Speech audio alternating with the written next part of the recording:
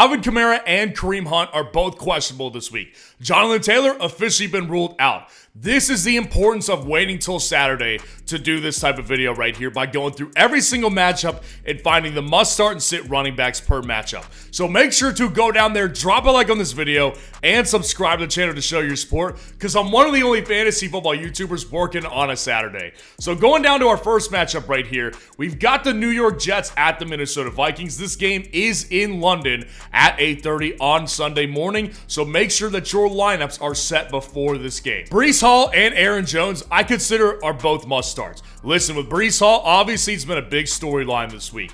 The Jets fans were calling for him to be benched last week in favor of Braylon Allen. It's kind of crazy to me that Jets fans have such a short memory because this guy has been so good for them over the years. And he's been good this year. Now, on a per-touch basis, there's no denying that Braylon Allen has been more efficient here. But by every account from Jets teammates, Aaron Rodgers specifically, and even Robert Saleh, they're giving him the opportunity to redeem himself, as they should, because Breece Hall has redeemed himself in the past on bad games, and they're few and far between. So I really don't care what the matchup is here. Breece Hall, you will remember at some point, is matchup proof, and I think this game he ends up having a good game in fantasy.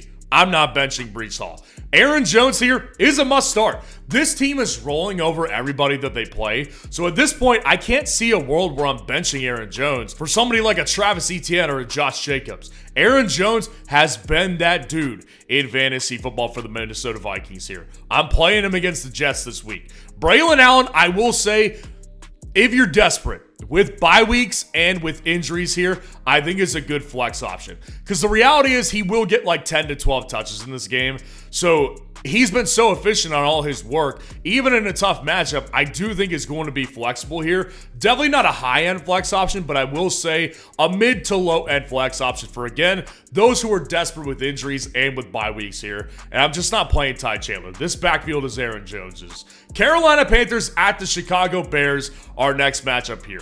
This is a matchup where I don't see a must start, and I wish I really could put Chuba Hubbard here.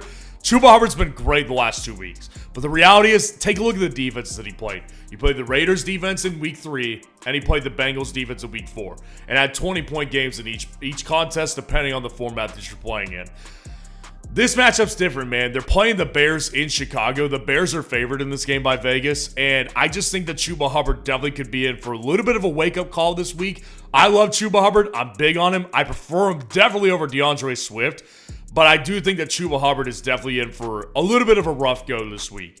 DeAndre Swift, I just think ultimately, like, you're going to need a lot more than 1 week to convince me that Swift is a good player again. Swift has been so bad outside of week 4. You take out that game, that guy has been miserable. One thing that is sure, though, they definitely are committed to him being their back. So I don't worry about Roschon on a touch basis. I don't worry about Khalil Herbert for sure. So I think that Swift is fine as a flex option here, but I definitely do not prefer him over Chuba Hubbard, but I would play him over someone like a Braylon Allen, for example. And then there's not another running back that's relevant in this matchup for fantasy. The Cleveland Browns at the Washington Commanders is our next matchup here.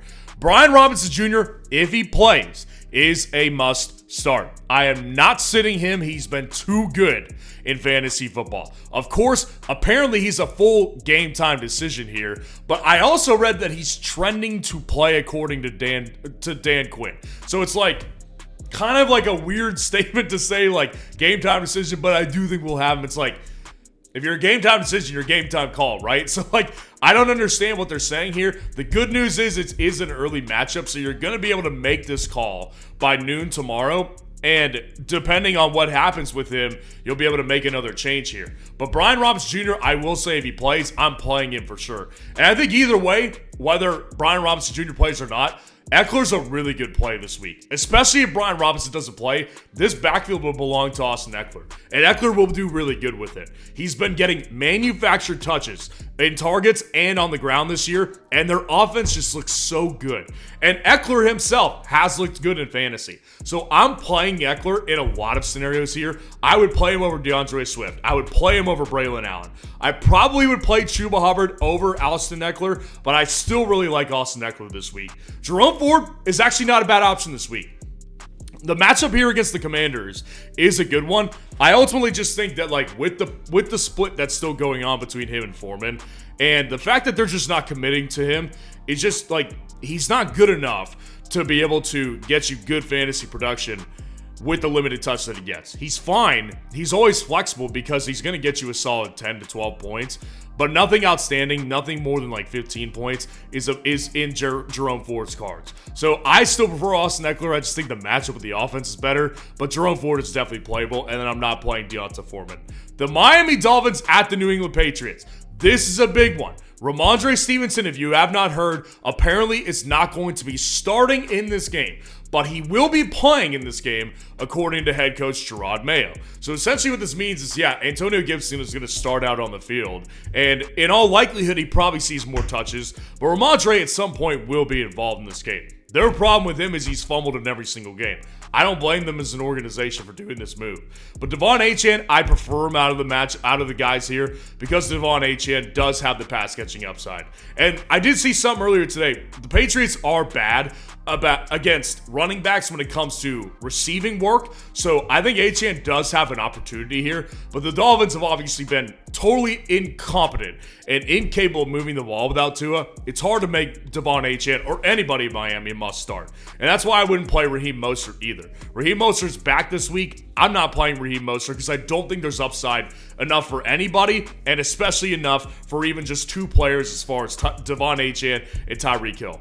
Devon Achane is a high-end flex option, but nothing more than that. And then Antonio Gibson. Yeah, I prefer him over Ramondre because the good thing about Gibson is he's averaging 3.5 targets per game the last 2 games here. So if you give him 5 targets this game and give him 12 carries, that's a good amount of opportunities here against a bad defense. So yeah, I am going to play Antonio Gibson over Ramondre Stevenson. Would I play Gibson over Swift? Yes, I would. Would I play Gibson over Chuba? No, I wouldn't. So it really is dependent here. Antonio Gibson, though, can definitely go in your lineup this week. And I think Ramondre can too. Like I said, he's just a lower end option because, especially without touches, this offense isn't getting at the red zone very much. So he's not going to be able to handle any red zone opportunities for this offense. So ultimately, Ramondre is a lower end flex option. The Indianapolis Colts at the Jacksonville Jaguars this week. You know, I've wrestled with Travis Etienne quite a bit this week. I've actually landed on him being a must start. Travis Etienne, the opportunity versus the Indianapolis Colts is a pretty good one.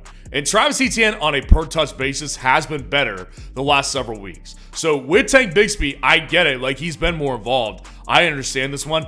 This is kind of my last ditch effort and my last olive branch I'm going to throw towards Travis Etienne because I haven't been big on him in the 2024 calendar year. So with Etienne, I think he could be one of their best playmakers, if not their best this week. I will say that out of the running back options this week, due to bye weeks and injuries, he gets moved up into must-start territory. Trey Sermon, I think a decent flex option. Again, I'd play Chuba over him. I would play Sermon. No, I would play Antonio Gibson over Sermon. But Trey Sermon, the good thing we know about him is he probably will handle the majority of the work, if not all of it. Tyler Goodson's the other backup here. I'm not playing him. Trey Sermon, the problem I have with him is we've seen him in this league for years. He's been in this league since 2021.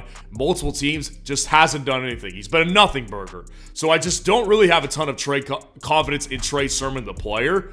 But I do think that the opportunity obviously presenting itself makes him a decent flex guy. And then Tank Bigsby, I'm not going to play him this week. I do think it's good to have Tank Bigsby on a roster still because he is still a really good handcuff back. But I do think that Travis Etienne ultimately has a good week. So it's just a projection here from me. Buffalo Bills at the Houston Texans this week. You do not sit James Cook, guys. I get it. Last week was brutal. It definitely sucked to have him on your roster. But James Cook has been so elite outside of that, and he's so important to this offense. And on top of that, this is expected to be one of the highest scoring matchups of the week, according to Vegas here. I'm expecting points. Vegas is expecting points. So I think that James Cook is going to be really good in this matchup. There's just no way I'm sitting James Cook. And obviously, Joe Mixon is out for a 3rd game straight. That makes the Texans' running back options definitely difficult still. And Dameon Pierce apparently is fully questionable in this game. Didn't practice the first two times this week, returned to limited. He probably doesn't end up playing here. Even if he does, I'm not playing Dameon Pierce. He just simply hasn't looked good since his rookie year in 2022. I'm playing Dare Ogunbowale over Cam Akers myself. I get it, that might be a controversial take. Cam Akers is handling the majority of the carries in this backfield, but the reality is he was taken out of goal line situations here. So unless he's hitting a big play, what's his upside really? I don't think it's very high. So Dare Ogunbowale getting the targets and getting the opportunities at the red zone. Give me Dare Ogunbowale in this offense, and then you obviously do not play Ray Davis. The Baltimore Ravens at the Cincinnati Bengals this week. Derrick Henry, you obviously play him. Like, Derrick Henry's been so dominant the last 2 weeks. I will say this, I don't think it's prescriptive for every single week. Like, I think a lot of people are starting to overvalue him because he's hot right now and he's been dominant.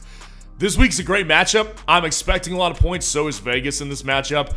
And I do think that Derrick Henry is able to have another good game in fantasy. So we'll talk about it more at a different time, but I just wanted to put that out there. I don't think it's prescriptive for the entire season with Henry. Chase Brown, I prefer him over Zach Moss. The reason being is because when I watch him on film this year versus Zach Moss, Chase Brown is so much more explosive than Zach Moss. It's really not even close. Zach Moss is fine, and he's done serviceable work for them this year, and he's getting used at the red zone too. I just prefer Chase Brown because I'm like, if I'm the Bengals here, I'm definitely not giving less opportunities to Chase Brown when he's the more explosive player, and especially what he did last week was really good for us. So I just see more opportunities this week in a high-scoring matchup for Chase Brown to hit again. So I prefer Chase Brown. I still think that Zach Moss is someone I'd definitely play over Dare Ogunbowale. I would definitely play him over Trey Sermon. I think that both running back options, pretty decent flex options this week, but I do prefer Chase Brown over Zach Moss personally. And then I'm not playing Justice Hill quite yet. You know, I think Justice Hill, again, is a pretty decent handcuff at this point. He has opportunities on a per-game basis for sure to make him somewhat relevant. I guess if you're really desperate at running back, you could play Justice Hill, but in most situations, I'm probably not going to advise playing him.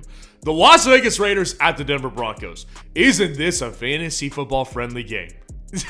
Hopefully you detected the sarcasm there, because it is not. This game is not fantasy-friendly. The running backs are disgusting in this game. I prefer Javonte over Alexander Madison, though. Alexander Madison without Zamir White in this matchup has been so lucky every single week getting a touchdown, basically, and it's not prescriptive. I mean, this guy is not a very good player. He's just been getting red zone opportunities, and he's looked okay as a pass catcher, so I'll give him that. But the Broncos defense is not a good matchup I want. And then Javonte Williams looks the best right now. Tyler Bidet is dealing with a neck injury, and Jaleel McLaughlin has been more and more relevant by the week. So Javonte Williams, these guys are mid-tier flex options, though. Like, do not take this as like, oh yeah, I'd rather play Javonte over Devon Achane. I wouldn't. I would not rather do that. I'd probably play Trey Sermon over Javonte Williams. That's how low tier these guys are, but based on their situations, they are both flexible. And then the Arizona Cardinals at the San Francisco 49ers is our next matchup here. Jordan Mason, James Conner, you fire them both up. Obviously, with Mason, we don't need to talk about it. With Conner here, comes back, has a really good week last week. And so James Conner just doesn't go on your bench. And I will say on top of that, the 49ers defense dealing with more injuries, even more than they already did. Javon Hargrave, he's injured. He's obviously done for the year. Fred Warner, a true questionable in this game. And Ufunga, the safety, a true questionable in this game as well. So this defense is definitely beaten down. James Conner's looked really good. The backfield is his. I'm not sitting James Conner. I'm just not doing it. And then Trey Benson got more opportunities in garbage time last week. Looked pretty good on them. But obviously, as I just said, this is James Conner's backfield, not Trey Sermon's. And Isaac Guerrero, I'll continue to mention the name because he is the handcuff right now to Jordan Mason for whatever that's worth to you. The New York Giants at the Seattle Seahawks. Devin Singletary, doubtful for this game. He's not going to go. So that makes Tyrone Tracy Jr. a decent flex option. Actually, I wouldn't say decent. I don't think he's a great flex option. But again, we're slim pickings at the running back position here. So I do think he is flexible. I prefer to start Zach Charbonnet in this matchup. Kenneth Walker, no more injury designation. He's playing. He's a must-start. Obviously, he's been elite this year. But Zach Charbonnet, just based on the touches that he's gotten this year with Kenneth Walker, especially last week, like he handled like 2 drives by himself last week. And he's getting the target opportunity still. So just with the matchup here against the Giants and the offense he's on, I just prefer a running back in a higher upside offense, even versus one who's going to handle probably probably potentially the majority of the backfield, which I expect Tyrone Tracy at the very least handles a bunch of targets in this game. I just don't see a ton of upside for Tyrone Tracy though. And I'm putting Eric Gray's name here as a sit because I don't think he's going to get many opportunities. If you're feeling frisky, play him over someone like a Tyrone Tracy. I'm definitely preferring Tyrone Tracy, though. I don't see a world where there's more opportunities for Eric Gray than there is with Tyrone Tracy. Green Bay Packers at the Los Angeles Rams. You play Kyren Williams. What is there to really talk about? This guy is everything for this offense right now. He's handling more than 20 opportunities per game, and he's been really good with them. Kyren Williams doesn't go on your bench. Josh Jacobs, I think this is my last stand with him. This is my last stand with Josh Jacobs. The matchup is really good against the Rams defense. Josh Jacobs has been splitting the backfield the last 2 weeks. I want to see Josh Jacobs do well because the reality is, like, on a per touch basis, Jacobs has looked good. He's been really good on a per touch basis. No end zone trip yet this year, and since that big 30 carry week, hasn't monopolized the backfield. So this is my last ditch effort here. I'm playing him over Emmanuel Wilson. I'm benching Emmanuel Wilson because I'm predicting a good week from Josh Jacobs, and he's a high-end flex option this week. The Dallas Cowboys at the Pittsburgh Steelers, our Sunday night matchup this week. No must starts here. I get it. Najee Harris, ironically, has been kind of talked about in a good light this week in a lot of other places. And in the fantasy community, people are just expecting a good game here. Listen, we were expecting one last week. Here's the problem with Najee Harris. I have watched this guy every snap of him over the years. I'm a Pittsburgh Steelers fan. I'm a Yinzer at heart, but fantasy football analysis comes first. Najee Harris, his first 2 years, his upside in fantasy came from targets and they came from goal line opportunities here. The targets have been taken down ever since Ben Roethlisberger retired. This year, he's getting 3 targets per game. They're not very valuable targets, though. And also, the biggest problem he's seeing this year, his red zone opportunities are rapidly diminishing. Why? Because they have a mobile quarterback who's taking run-pass options and quarterback draw options here at the goal line. Justin Fields is directly affecting the upside for Najee Harris. So I get it, the matchup's good against a weak Cowboys defense that's just totally ravaged by injuries in addition to being weak.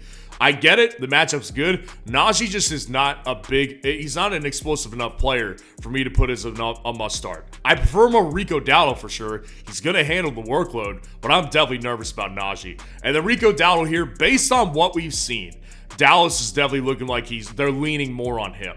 The problem with Rico Dowdle is this team just isn't run first. They're not running the ball much, and he's not getting many targets per game. So, gets in the end zone last week. He saves his week with that. Rico Dowdle against the Steelers definitely is not a good sign. Jaylen Warren's out again. You obviously don't play him. Cordarrelle Patterson is also out. That's why Najee's going to monopolize the backfield this week. And Zeke obviously just doesn't look very good. The Cowboys-Steelers matchup really doesn't have a ton of great running backs that you can play in fantasy. But one thing that is great, Dak Prescott's line on Underdog. It is 0.5 total yards on Underdog right now. Obviously, the Steelers defense is not good enough to stop that. So if you have not taken advantage of this line and you want to get in on it, go down in the comments and use that link that's there. When you use code FN to sign up for Underdog, they'll give you a 50% deposit match up to $1,000 of bonus cash, and you'll be able to take advantage of this free Dak Prescott line this week. The Saints against the Chiefs on Monday night in Kansas City. Kamara, if he plays, is a must-start. This game's a mess, though. Alvin Kamara, as of the time of this filming, is questionable. We have not seen the practice report as of the time of this filming on Saturday, so as you're watching this video, maybe you know more about Alvin Kamara and Kareem Hunt's status, but both of these guys are questionable as of right now. Kamara, if he plays, I'm playing him. There's no question about it. No need to talk about it, really. And then Kareem Hunt, this one's so scary because it's a Monday night game, and he clearly is taking the backfield. He looked good last week. He's been the best out of all of the other options besides Pacheco.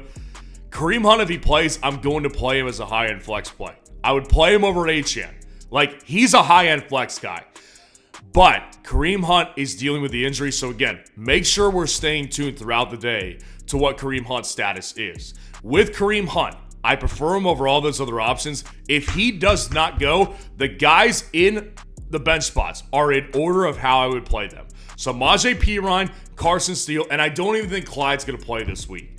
So Samaje Perine, he's definitely the best option outside of Hunt. They're just not relying on Carson Steele anymore. I would not play Carson Steele even if Kareem Hunt doesn't play. You definitely want to play Samaje Perine if Kareem Hunt does not play. So let me know how your lineup looks for week 5. And if you want to see where these running backs ended up in my top 30 running back rankings this week, click on this video right here.